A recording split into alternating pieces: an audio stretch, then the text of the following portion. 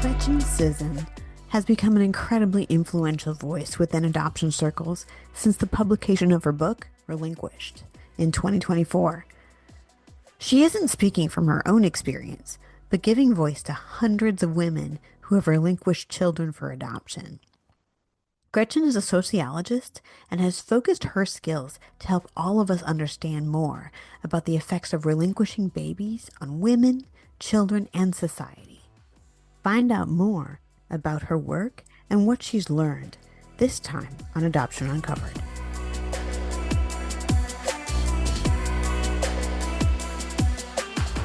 Thank you for joining me tonight. If you could just tell me your name, and then we can get into a little bit of your background and your story here. My name is Gretchen Sisson, and I'm a sociologist and the author of Relinquished, The Politics of Adoption and the Privilege of American Motherhood. So one place I'd like to start is, if I understand correctly, you've spent a lot of your career researching abortion and adoption. Is that correct? Well, Yes. I'm very interested in what drew you to that path to start Yeah. with. So I started my adoption research when I was working in graduate school. And I was interning at an organization called the Alliance on Teen Pregnancy. And the work that we were doing was finding ways to support pregnant and parenting young people throughout Massachusetts. I was in Boston at the time. And I was also volunteering at a local abortion fund in Boston. And I saw this work as all very connected, work around helping support people and making sure that they had the resources and the knowledge that they need to build their families in a way that felt right and personal to them. And I started seeing the ways that adoption stories were, or not stories because they weren't real, but narratives and political rhetoric were popping up in these conversations. The idea that adoption was a meaningful alternative to abortion access for people who wanted to end their pregnancies. The idea that adoption was an important alternative for young people or people who were facing other challenges in parenting, that transferring those children to a different family was going to be the best path rather than finding ways to support children in the families to which they were born. And I think that looking at the ways that those narratives, those cultural and political ideas of adoption, were kind of being deployed to minimize the decisions that people wanted to make for themselves and their families and their children. It was interesting to me as a scholar, as a sociologist, um, but also as someone who cares deeply about reproductive justice and reproductive freedom. I wanted to understand the ways adoption was actually functioning in the lives of people who were impacted by it. So you got into this field and then you started interviewing people for this book. How did that begin? How did you make the connections and start finding Yeah. people to interview and learn more about that? So I started doing interviews in 2010. This was part of my doctoral dissertation in 2010, and initially connected with some support groups that were working with mothers who relinquished children for adoption. A lot of those mothers that I first interviewed um, were mothers from the baby scoop era, so before Roe v. Wade, from the 60s, going back to the late 50s even. Um, but 2010 was also kind of the heyday for these message boards. And a lot of adoption agencies at the time had message boards that their mothers that they'd worked with participated on. And so they were closed boards. You couldn't join them unless you were yourself a birth mother. But once I interviewed a few mothers who were members there, who were regular posters there, they shared the information about the research study on those message boards. And I was able to reach a lot more women organically that way. So that was a lot of the initial recruitment was through these types of groups, online groups, um, in-person groups. And I should say that they weren't all support groups per se. A lot of them were just other places for mothers who had relinquished to gather. Some of them were agency sponsored, many of them were not. And they had a range of orientations to adoption. Some of them were very critical, some of them were still closely tied with the agencies, with promoting adoption in that way. So once I was sort of connected with a few mothers that were excited to be involved in the project, there was a lot of snowballing of the sample in that way. So did you find that they were eager to tell you their stories, that they wanted to be heard a lot Yes, of times? many of them hadn't had the opportunity to tell their story in this way before. And even for some who had had an opportunity to tell the story, they hadn't been able to tell it in a way that was really invested in their anonymity. And I think for a lot of the mothers, that was really important because, especially for the mothers of children who were younger, they were in open adoptions with their children's family. And they were always worried that if they said something too critical about the adoption itself, the process, the agency, the adoptive parents, what had happened to them, they were very worried that there were going to be repercussions in their relationship with their child if they shared their story that way. And so I think to speak to someone who said, I'm going to anonymize this story and protecting your identity and making sure that this is a story that kind of lives on its own is important to me. That was an opportunity that they hadn't had before. Um, a lot of the mothers I spoke with had been involved with their agencies right after the adoption, where they would share their stories on panels that the agency might put together for prospective adoptive parents, or they would be involved, as I mentioned, on some of these message boards that were organized by the agency, or they would write blog posts about their story for different organizations. And if they ever said anything more critical, they would stop getting invited back, or they get kicked off the message board. Or if they looked back and said, I no longer agree with what I wrote in this blog post 3 or 4 years ago, it might still be up there. And so to have someone that wanted to capture the full nuance of their story and make space for that and guarantee that there weren't going to be any repercussions for them. I shouldn't say guarantee. We can never guarantee, but Right. I do my best to make sure that this was a protected space to tell their story. That was really important. One of the fascinating studies Gretchen has been able to play a part in was called the Turnaway Study. This study followed women who were faced with unplanned pregnancies. Some of the women were able to get abortions and some of them were denied abortions. Gretchen helps to shed light on what scientists like her have learned about the reality of what women are thinking in this tough time in their lives and what kind of role adoption plays in their thinking. I'd like to talk a little bit more, pivot a little bit, and talk about abortion and adoption and how different they are. And I understand you have a connection with the Turnaway study, Hmm. and I was wondering if you could talk about that. I feel like that is such an important piece of research. I wish there was more like that we could talk about, but if you could talk about that and maybe your interaction, your thoughts of that. Yeah. So the Turnaway study was a very big study that I got to play part of at the University of California in San Francisco. It was led by my colleague Diana Green Foster, who's the principal investigator for Turnaway. And Turnaway looks at what happens to women who were denied access to the abortions that they wanted. And it looked at the full impact of that denial, of being turned away over the course of 5 years of their lives. So, what does it mean for their interpersonal relationships? What does it mean for their older children that they are raising? What does it mean for the child that is born as a result of that pregnancy, for the children that they have after that pregnancy? Over the course of 5 years, many of them became pregnant again. What does it mean for all of their relationships with all of their children, their ability to care for them? What does it mean for them as far as their physical health, their mental and emotional health, their financial stability? So Turnaway really looked at all of those consequences. And Diana has a brilliant book called The Turnaway Study that I'd really recommend for people who want to understand what that meant for women who were denied access to care. The part that I worked on of Turn Away, of course, was looking at uh, how women make decisions about adoption after they're denied abortion.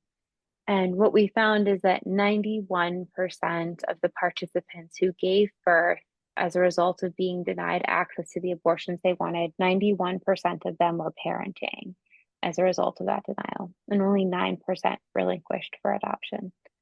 This is really important because it shows that when you systematically constrain access to abortion care, you're going to have far, far more people who are parenting as a result of those denials, parenting in circumstances they did not plan, perhaps with a partner they didn't choose at a time of their life that they would not prefer.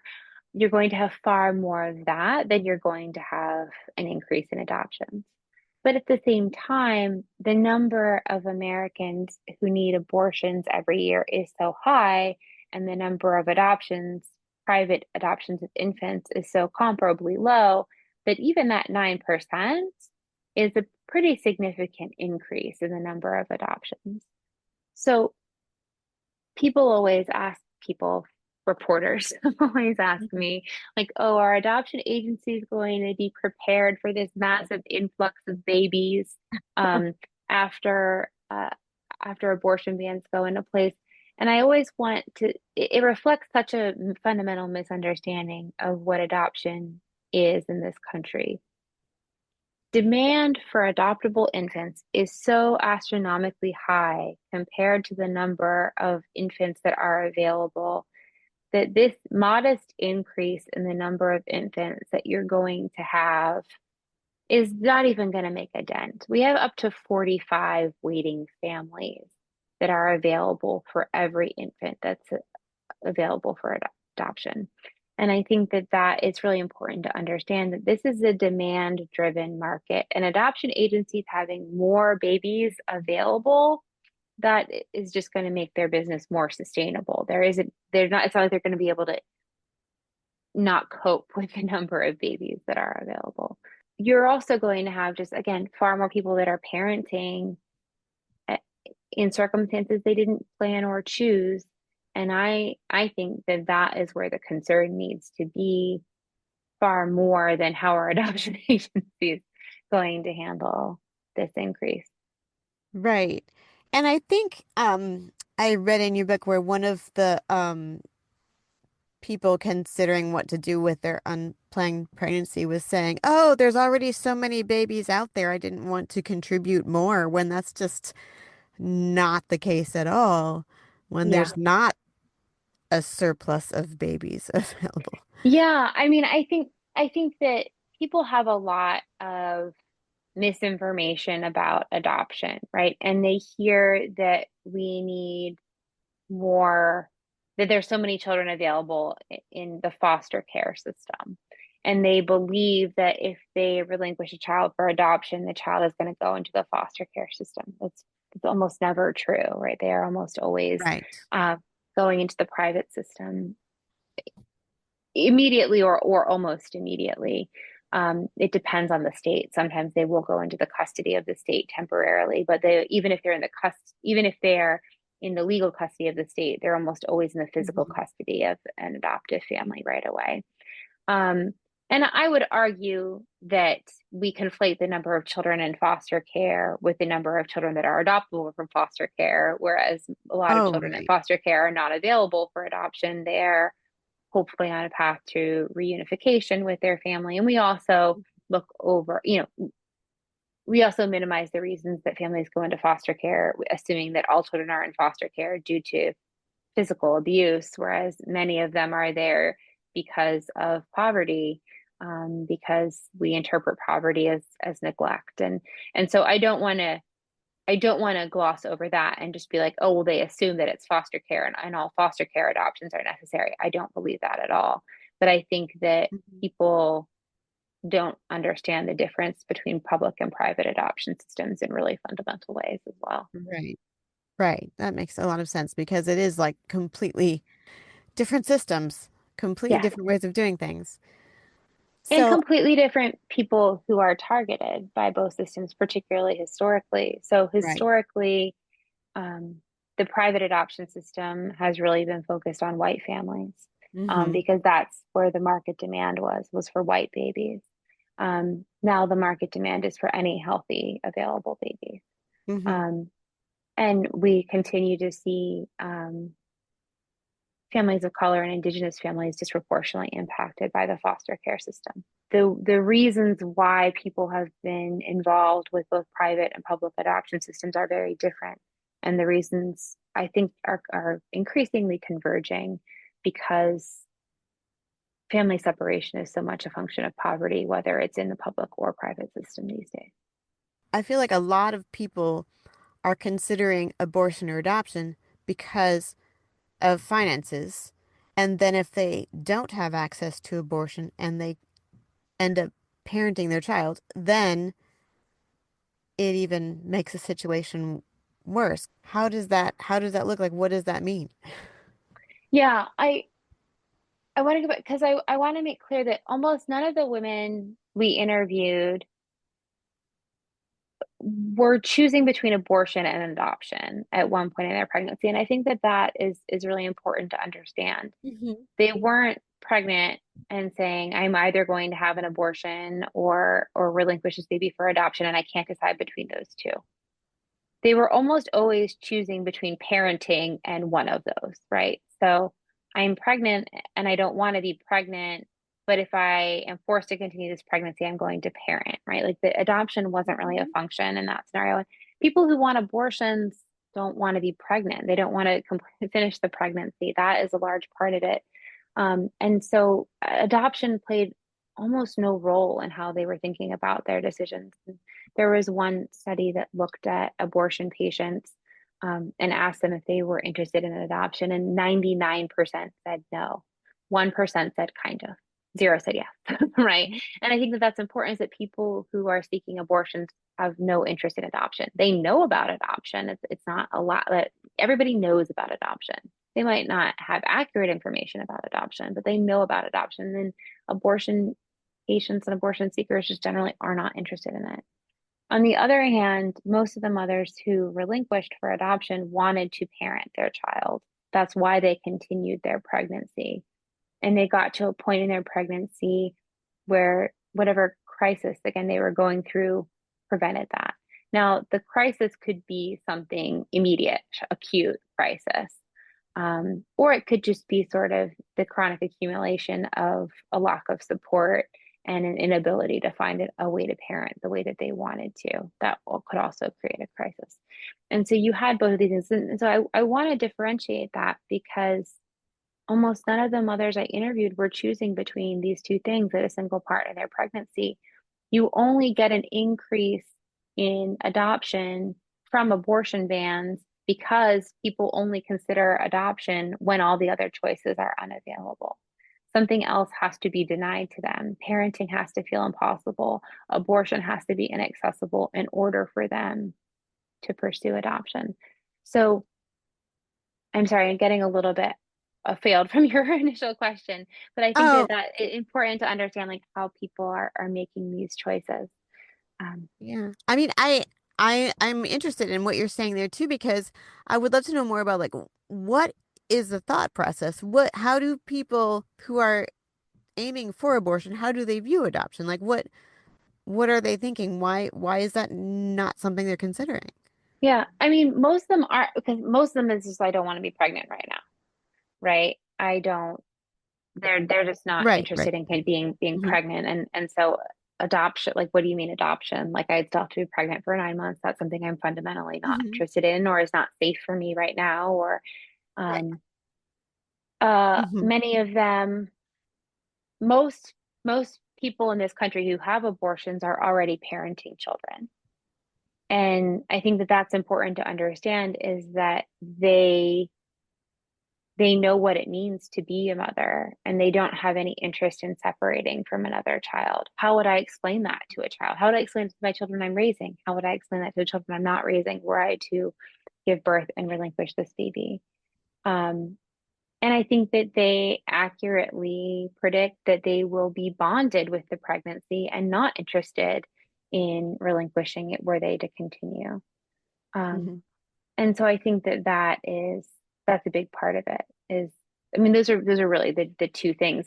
But it's almost hard to kind of ask people who want an abortion why they're not thinking about adoption because they Mhm. truly are like, that's just not remotely what I'm Right. interested in. Adoption, as I said, adoption is really kind of a lifeline. It's like when every other path feels closed to you, adoption becomes all that's left, right? If parenting feels incredibly impossible, and if abortion is quite literally prohibited, if everything else is ruled out, adoption is what you have left. Like they can Mhm. recognize that, but it almost never comes up when another path feels feasible. Gretchen's work with birth mothers has allowed her a unique view of adoptive families. All of the nuance and complication within birth mothers' lives sometimes is just not appreciated within the family, hoping to grow via adoption. She would like us to see that keeping families together is something we should celebrate, and that if it's not possible, healthy, consistent contact should be a priority. One thing I wanted to run by you, a concept that I've heard from a first mother, is the whole idea of pre birth matching, that maybe there should be overall an alternative where you don't even match children until the birth mothers have had a chance, until they've been with them for a while and then have determined that they really need to seek adoption. Do you have any input or anything to say on that idea? Yeah, I mean, I think pre-birth matching is hard. Um, because I will say, if you are going to have a functional open adoption that centers the needs of the adopted person as they grow, you need to have a really good match. You need to have an adoptive family that understands the family of origin well, that loves them, that sees a value to having them in the child's life, that is committed to that relationship and to working on that relationship, and that understands the challenges that are going to come. It's very hard to build that without some time to build that relationship. It's almost impossible. I don't know how you would do it without, having a pre-birth match and working on that over time. On the other hand, I do think that pre-birth matching confers a sense of obligation for a lot of mothers. Um, one mother I interviewed, her sons adopt people who would go on to become her son's adoptive parents. They had an older child, and when she met them, they all went out to dinner, the parents and the older boy. Um, and he is sitting at the dinner table at the restaurant, and he draws a picture of his baby brother that's growing in her belly, right? His diction. I Mm-hmm. mean, how are you not going to feel a sense of obligation to this small boy who's being told your brother is on his way? This is Mm-hmm. Taylor, she's growing your baby brother. Like how the huge sense of obligation um for the whole family. Um and I also heard stories about agencies, certainly attorneys, and also prospective adoptive parents becoming vindictive if a mother has second thoughts after a baby is born. Agencies saying, oh, well, if you're thinking about parenting, you need to reimburse us for your medical expenses. You need to reimburse us for the prenatal care that we helped you access. Um, oh, you're thinking about parenting? Like, we know you don't have a nursery set up at home. So if you leave, we're going to call Child Protective Services. Right. And you hear that from agencies and from prospective adoptive parents who are angry at mothers who have second thoughts. And so I think that the sense of obligation and the sense of commitment is real. And I don't know how you balance those two things, the need to have a strong relationship They Hmm. need to cultivate that if you do want to have a successful, open, and child-centered adoption that values everyone.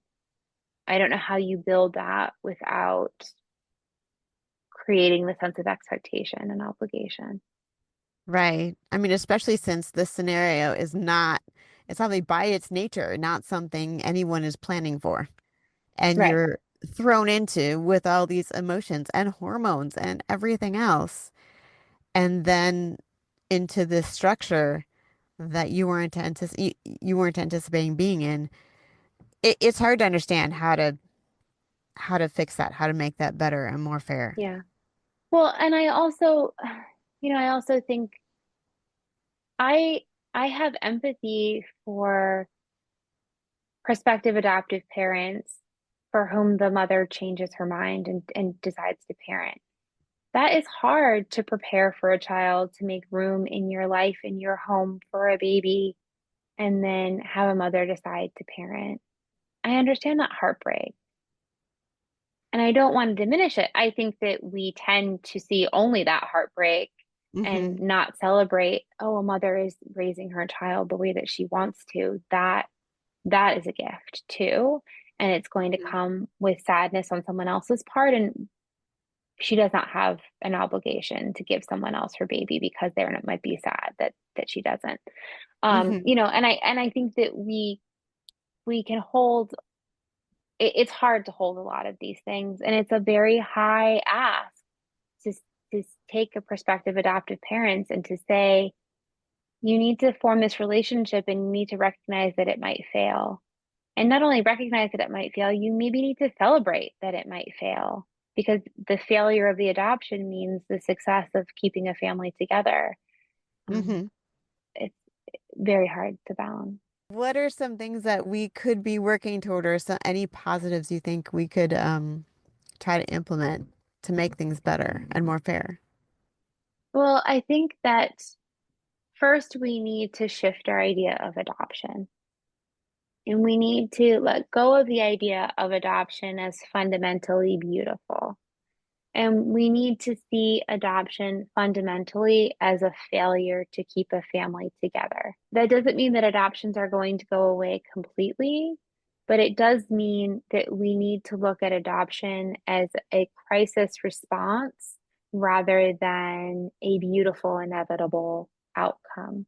And I think once you shift that, once you see when you see an adoption happen, you don't say, "Oh, how beautiful, how lovely that that happened." We say, "Oh, that's so sad. I'm glad the child maybe has stability now, but that's so sad that that happened." Then that inevitably means that you have to recognize the root causes that led to that separation. And you have to start thinking about the policy solutions that could be used to keep families together. And that is what will give children stability and safety and care in their families of origin without that separation. And what I always say, family preservation policy is will keep families together, but we have millions of American families that are raising children in poverty today, right now. And adoption has nothing to do with their story. You could Hmm. take a story very similar to theirs, and maybe adoption has everything to do with that story. Maybe that family was separated as a result of the same conditions. Um, but when you talk about family preservation, you are talking about things like housing stability, food assistance, living wages, good schools, early childhood education, affordable childcare. All of these pieces will keep families together. They will also elevate these millions of families that are living in poverty anyway. And I think that that is where you have the ability to make more connection because adoption is relatively rare, right? Particularly private infant adoption is relatively rare in this country. We have 4 million births every year. We have only about 20,000 of these adoptions. I think about 2% of the population are adopted people. You're only going to build political will to have a conversation around these issues if you understand the way that adoption is connected to all these different pieces, the way it's connected to reproductive justice, to economic justice, to reform in the criminal justice space, to access to healthcare, to tackling, the drug epidemic, to making sure that we are actually just caring for people more broadly. You have to draw these connections between adoption and all of these other pieces if you actually want to be able to implement change.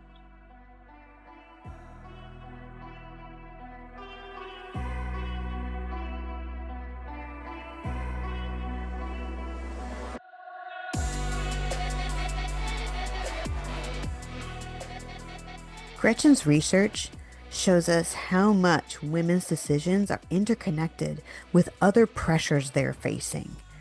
Alleviating those other pressures can affect not only their lives and their children's lives, but also how they interact with the community around them. To learn more about Gretchen's work and how to get her book, Relinquished, take a look at my website, adoptionuncovered.com. And thank you.